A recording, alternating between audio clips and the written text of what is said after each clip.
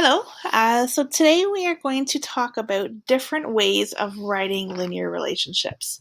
So up until now, we've focused on linear relationships and linear equations that are written in the form either y equals the rate of change times the x plus the initial value, or y equals mx plus b. So if we look here, I've got the equation y equals 5x plus 1. And did you know that this equation here, this linear equation, represents the exact same line as a linear equation 5x minus y equals negative 1. And to prove that to you, they look different, right? They've got, this one's got the y here, the x over here. This one has the x and the y both on the left side.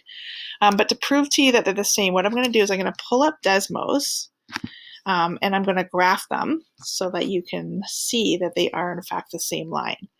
So I'm going to go to my Google. I'm just going to type in Desmos, and right away the Desmos calculator pops up.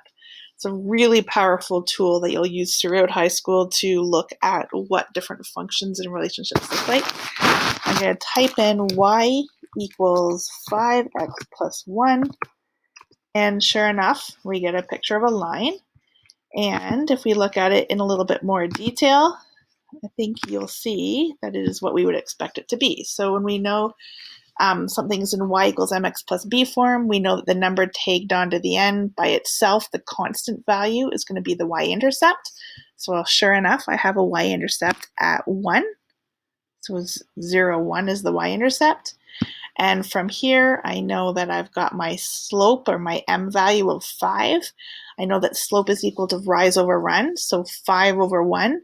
If I put my pencil on the y-intercept and I go up 1, 2, 3, 4, 5, and I go over 1, there's my next point at 1, 6. And I can continue doing that to generate more lines, to generate more points on this line to prove that this is in fact the line y equals 5x plus 1.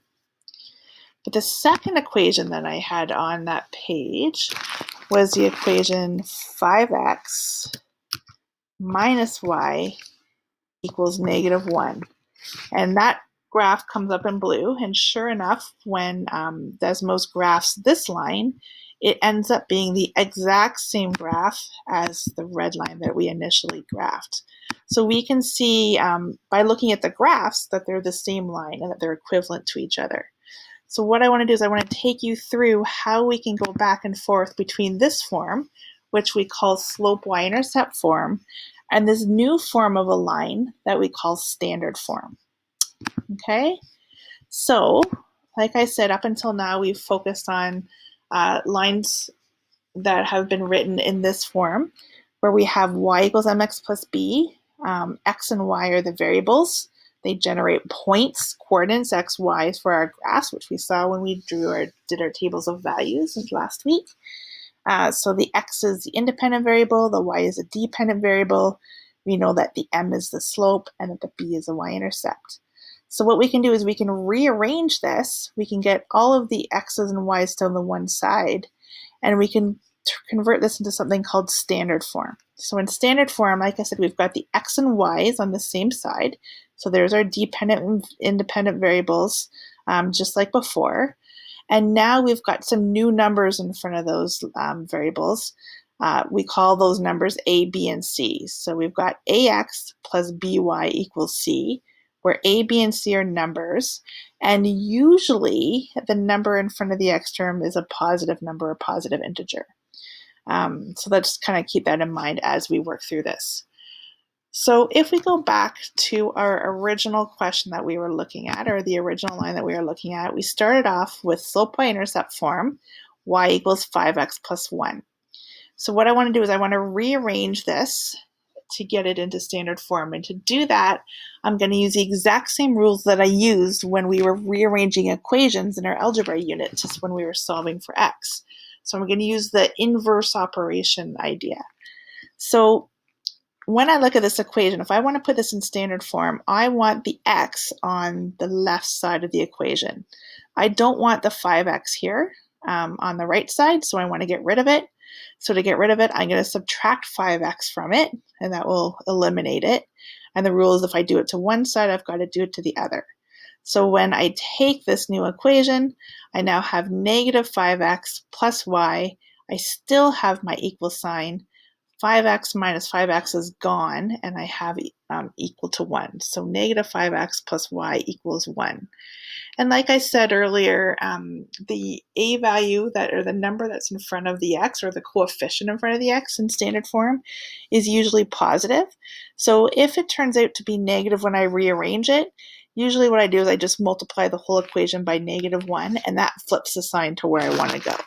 So if I have negative 5x plus y equals 1, and I times everything by negative 1, the negative 5 turns into a positive 5x. The positive y turns into a negative y. I still have my equal sign, and my positive 1 turns into a negative 1. And now I have that written in standard form. So by using inverse operations, I undid the x from the right side, brought it over to the left side, and put it in standard form. Okay.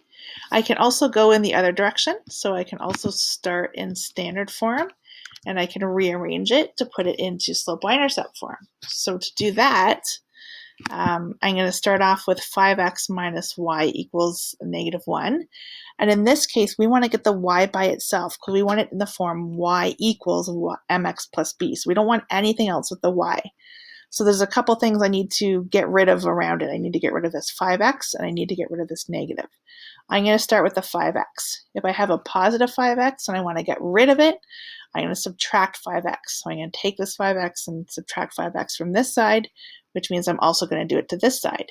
So when we rewrite the equation, 5x minus 5x goes to 0. That's gone. I still have a negative. I still have my y. I still have my equal sign. And I just wrote my x first, so I wrote my negative 5x minus 1. And now I have a negative in front of the y. So remember, that's just like there's an invisible 1 there. So that's like having a negative 1y. To get rid of a negative 1 that's being multiplied by my y, I'm going to divide by negative 1 to get rid of it. And if I divide this by negative 1, I've got to multiply or divide everything by negative 1. So when I do that, I end up getting negative 1y divided by negative 1, which is y. That's what I wanted, y by itself. Negative 5x divided by negative 1 is positive 5x. Negative 1 divided by negative 1 is positive 1. So we rearrange this, and now it is in the form y equals 5x plus 1. I can read off what the y-intercept is. I can read off what the slope is, and it is slope y-intercept form. Okay? So just in summary, to go back to our two forms. So up until now, we've been focusing on lines in slope y-intercept form.